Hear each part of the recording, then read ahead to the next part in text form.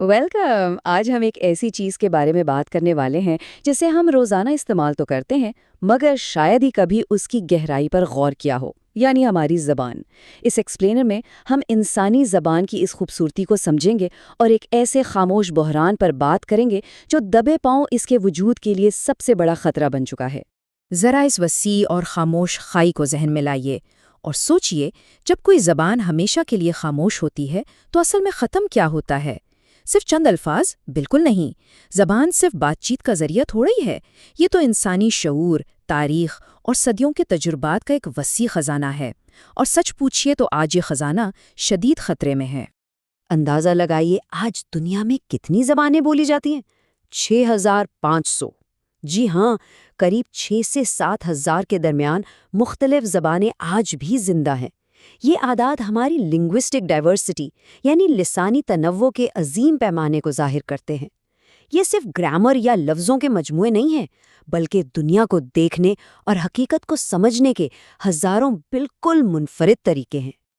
तो चलिए सबसे पहले इस बात पर गौर करते हैं कि आखिर ज़बान किस तरह इंसानियत की सबसे बड़ी पहचान और हमारी बुनियादी खसूसियत है। जैसा कि हम इस अजीम कायनात की गहराइयों को देखते हैं, वैसे ही इंसानी वजूद की गहराई ज़बान में है।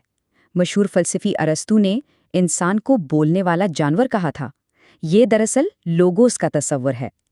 देखिए, बोलना और सोचना, ये दोनों आपस में इस तरह गुथे हुए हैं कि इन्हें अलग करना नामुमकिन है।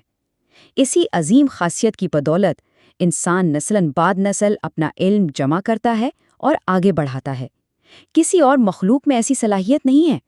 और इस सिलसिले में एक बहुत ही दिलचस्प कॉन्सेप्ट है जिसे सेपहेयर-वॉर्फ हाइपोथेसिस कहते हैं। इसके मुताबिक ज़बान न सिर्फ हमारी सोच को लफ्ज़ देती है, बल्कि खुद हमारी सोच के ढांचे को बनाती है। मिसाल के तौर पर अमेज़न के पेराहा कबीले को ही ले लीजिए।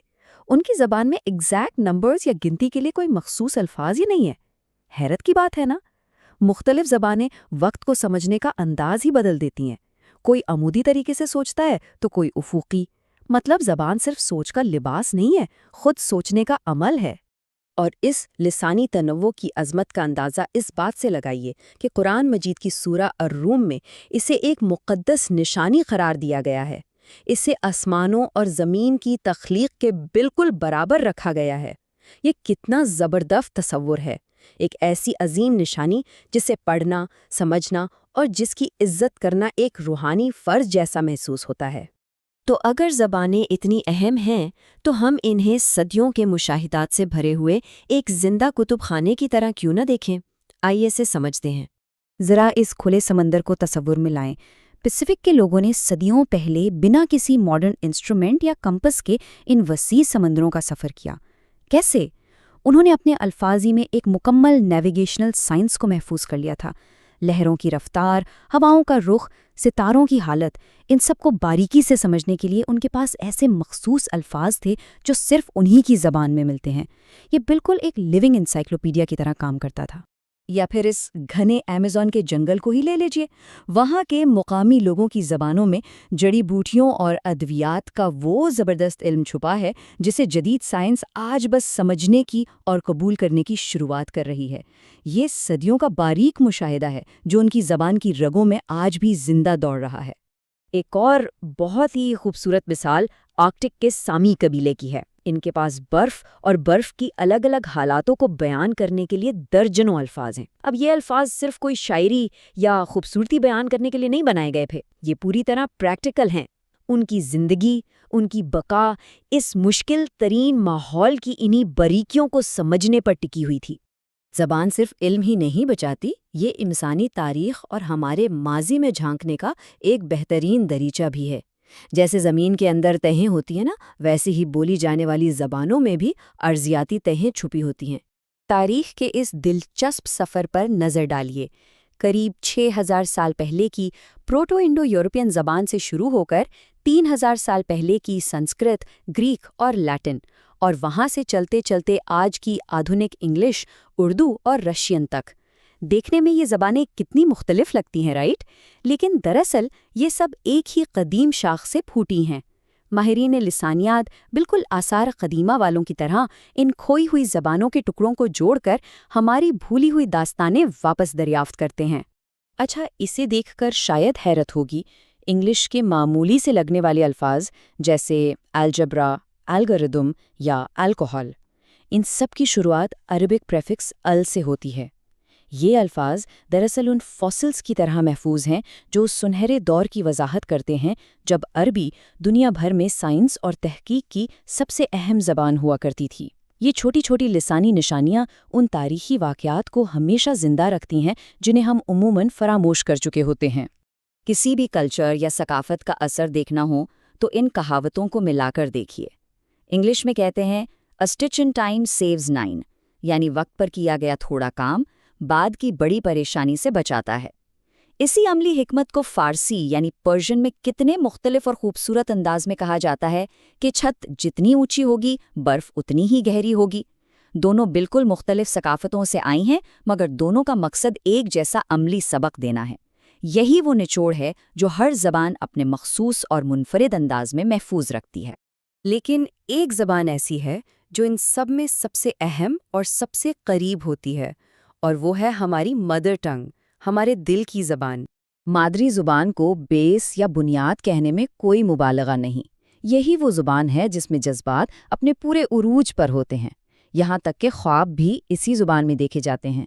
سائنس ثابت کر چکی ہے کہ اگر بچوں کی ابتدائی تعلیم ان کی مادری زبان میں دی جائے تو ان کی کامیابی کا گراف تیزی سے اوپر جاتا ہے۔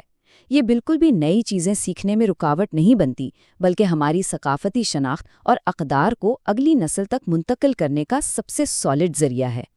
خیر، یہ تو تھی زبان کی خوبصورتی، لیکن اب ہمیں ایک نہایت پریشان کن حقیقت کا سامنا کرنا ہے، ایک خاموش بحران جس میں انسانی زبانیں بے مثال تیزی سے مٹ رہی ہیں۔ یہ ڈیٹا دیکھیے، یہ واقعی خطرے کی گھنٹی ہے۔ آنے والے صرف 100 سالوں میں اس صدی کے ختم ہونے تک ہماری آج کی زبانوں میں سے 90%، جی ہاں 90% ہمیشہ کے لیے غائب ہو سکتی ہیں۔ معاشی دباؤ اور تیزی سے بڑھتی ہوئی اربنائزیشن کی وجہ سے انسانیت کا یہ زبردست لسانی تنوع خاموشی سے اپنی موت آپ مر رہا ہے، اور سب سے افسوسناک بات یہ ہے کہ ہمیں اس کا احساس تک نہیں ہو رہا۔ کسی بھی زبان کا خاتمہ کسی اچانک دھماکے کے ساتھ نہیں ہوتا، یہ بہت خاموشی سے صرف 3 نسلوں کے اندر پورا ہونے والا سفر ہے۔ دیکھیے کیسے۔ پہلی نسل میں دادا دادی اس زبان کو بالکل شستگی اور فلوئنسی سے بولتے ہیں۔ دوسری نسل یعنی والدین اسے ٹوٹی پھوٹی بولتے ہیں اور سوسائٹی میں سیٹ ہونے کے لیے صرف کسی غالب یا میجورٹی زبان کا سہارا لیتے ہیں۔ اور تیسری نسل تک آتے آتے بچے اسے سمجھ تو لیتے ہیں مگر بول بالکل نہیں سکتے، اور بس دیکھتے دیکھتے ایک جیتی جگتی زبان دم توڑ دیتی ہے۔ افریقہ کے مشہور مصنف امادو ہمپاتے با نے ایک بار بڑی گہری بات کہی تھی۔ انہوں نے کہا تھا، افریقہ میں جب کوئی بزرگ وفات پاتا ہے تو سمجھ لیں ایک پورا کتب خانہ جل کر راکھ ہو گیا۔ یہ استعارہ اس دردناک حقیقت کو واضح کرتا ہے کہ جب ایک زبان مرتی ہے تو وہ صرف لفظ ختم نہیں ہوتے، ہزاروں سال کا ماحولیاتی، فلسفیانہ اور تاریخی علم ایک ہی جھٹکے میں ہمیشہ کے لیے راکھ ہو جاتا ہے۔ اب یہاں ایک سوال پیدا ہوتا ہے، کیا زبانوں کو بچانا صرف پرانی باتوں کو یاد کر کے رونے جیسا ہے؟ بالکل نہیں۔ یہ تحفظ ماضی کی نوسٹالجیا نہیں، بلکہ ہماری آنے والی نسلوں اور انسانیت کی بقا کے لیے ایک عملی ضرورت ہے۔ زبانوں کو محفوظ رکھنا بالکل ویسا ہی ہے جیسے دنیا کے آب و ہوا کے لیے بائیو ڈائیورسٹی ضروری ہے۔ مختلف زبانیں ہماری ذہنی ڈائیورسٹی کو زندہ رکھتی ہیں۔ ان کے اندر موسم اور نیچر کا وہ عظیم علم چھپا ہے جو کسی بھی ماڈرن لیبارٹری میں نہ ملے۔ یہ سمجھ لیجئے کہ زبانوں کا یہ تنوع ہیومینٹی کا ایک اہم جین پول ہے۔ ایک ہی دھارے پر چلنے والی مونو کلچر دنیا بہت کمزور ہوتی ہے۔ زبانیں ہمیں آنے والے وقتوں کے مسائل سے نمٹنے کے لیے نئی طاقت فراہم کرتی ہیں۔ آسمان پر ایسی خوبصورت روشنیوں کی طرح ہر زبان انسانی وجود میں رنگ بھرتی ہے۔ مشہور حکمران شارلمین کا ایک قول ہمیں رک کر سوچنے پر مجبور کرتا ہے، ایک اور زبان آنا گویا ایک دوسری روح کا مالک ہونا ہے، ایک نئی روح، ایک نیا جذبہ۔ یہ اقتباس بالکل صحیح وضاحت کرتا ہے کہ ہر زبان انسانی تجربے میں کتنا گہرا اضافہ کرتی ہے۔ ہمارا مقصد ایک دوسرے کے دھاگوں کو کاٹنا نہیں بلکہ ان تمام زبانوں کو ملا کر ایک خوبصورت بناوٹ تیار کرنا ہونا چاہیے۔ دیکھیں، ایک تہذیب جب بہت کچھ بھولنا شروع کر دیتی ہے تو وقت آنے پر اسے حیرانی ہوگی کہ کتنی اہم چیزیں تھیں جو اسے یاد رکھنی چاہیے تھیں۔ اس خاموش بحران کی بھاری قیمت ہم سب کو چکانی پڑے گی۔ آسمان پر اس وسیع خاموشی کو دیکھتے ہوئے بس یہی سوال ذہن میں آتا ہے کہ ان زبانوں کے ساتھ ساتھ اور کیا کچھ ہے جو ہمیشہ کے لیے خاموشی میں کھو رہا ہے۔ اس اہم اور دلچسپ موضوع میں جاننے اور سمجھنے کے لیے ابھی بہت کچھ باقی ہے۔ ہمیں جہاں بھی موقع ملے ان آوازوں کی تلاش اور حفاظت کرنی چاہیے جو مٹنے کے قریب ہیں۔